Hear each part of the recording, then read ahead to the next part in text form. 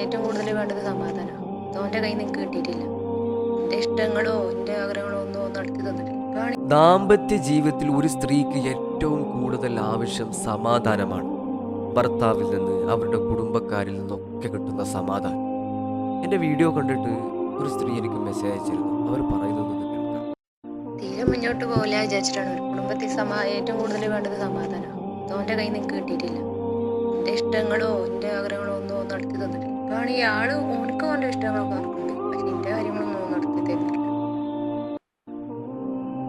ഒരു മാസം മുമ്പ് വൈവാഹിക ജീവിതത്തിലേക്ക് കടന്ന ഒരു സ്ത്രീയുടെ വോയിസാണ് നിങ്ങൾ കേൾക്കുന്നത്. തൻ്റെ ഭർത്താവ് അവർ പരിഗണിക്കുന്നതില്ലെന്നും അവരുടെ കുടുംബക്കാർ അവരെ ക്രൂരമായ രീതിയിൽ പെരുമാറുന്നുണ്ട് എന്നുള്ളതാണ്. എനിക്ക് അവരോട് പറയാനുണ്ടായിരുന്ന മറുപടി ഒന്ന്, അവരോട് ഇരുന്ന് സംസാരിക്കുക എന്നുള്ളതാണ്.